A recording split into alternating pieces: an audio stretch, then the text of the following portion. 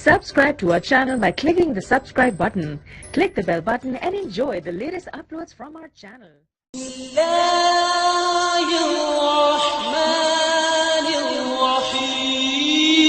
شمالی افریقہ کے اہم اسلامی ملک الجزائر کو سامراجی قوتوں سے آزادی دلوا کر عوامی جمہوریہ الجزائر کے نام سے ایک عظیم مملکت بنا دینے والے قائد کا نام احمد بن بیلا ہے۔ آج ہم بات کریں گے احمد بن بیلا کے بارے میں۔ اگر ابھی تک آپ نے ہمارا چینل سبسکرائب نہیں کیا ہے تو پلیز سبسکرائب کریں تاکہ جو ویڈیو جو ہسٹری ہم اپلوڈ کریں ان کی نوٹیفیکیشن آپ کو ملتی رہے۔ الجزائر جو رقبے کے اعتبار سے بحیرہ روم پر واقع بر اعظم افریقہ میں سوڈان کے بعد دوسرا اور دنیا کا 11واں بڑا ملک ہے۔ پھر 1830 میں فرانسیسی حکومت نے قبضہ کر لیا اور 1962 تک الجزائر کے مسلمانوں کو زیر تسلط رکھا۔ الجزائر کے مسلمانوں نے فرانسیسی تسلط سے آزادی کے لیے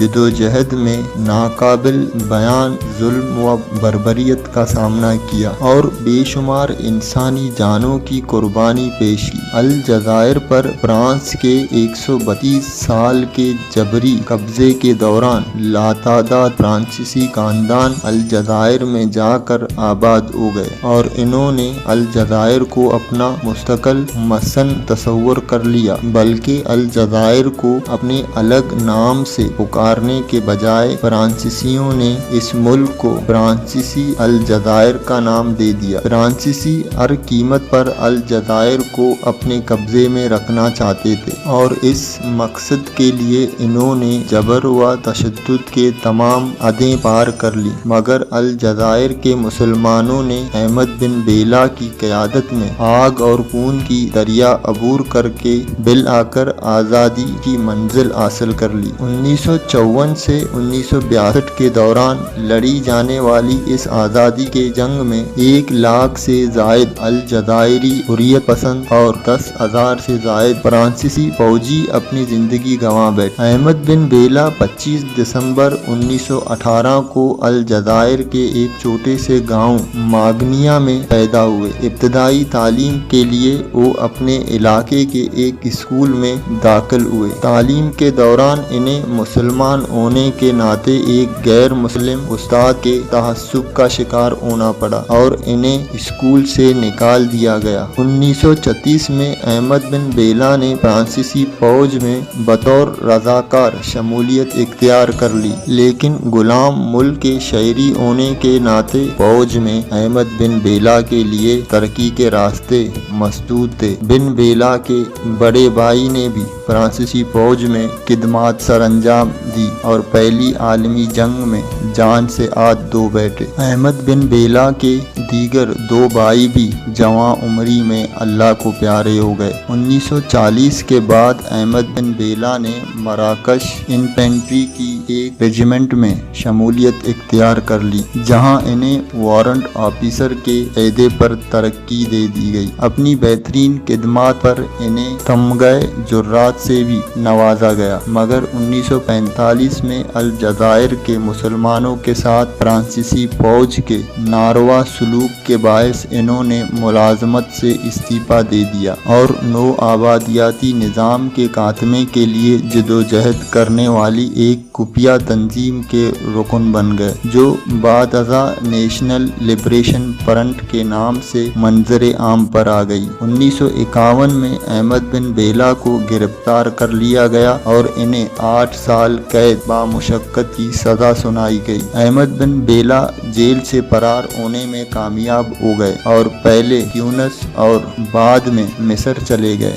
مصر میں قیام کے دوران انہیں انقلابی لیڈر جمال عبد الناصر سے قربت کا موقع ملا۔ 1954 میں الجزائر کے جنگ آزادی کا جب باضابطہ آغاز ہوا، اس وقت احمد بن بیلا مصر کے دارالحکومت قاہرہ میں موجود تھے، مگر وہ revolutionary committee of unity and action کے 9 ممبران میں سے ایک تھے، جو نیشنل لبریشن فرنٹ کے ذریعے جنگ آزادی کی قیادت کر رہے تھے۔ 1956 میں انہیں ایک فضائی سفر کے دوران فرانسیسی جہازوں کی مدد سے زبردستی فرانس اتار کر گرفتار کر لیا گیا اور 1962 تک پابندی سلاسل رکھا گیا۔ دوران اسیری ہی انہیں الجزائر کی آزاد عبوری حکومت کا نائب وزیر اعظم مقرر کر دیا گیا۔ احمد بن بیلا مصر کے صدر جمال عبد الناصر سے بے حد متاثر تھے اور اپنے آپ کو ان کا پیروکار کہتے تھے۔ الجزائر کی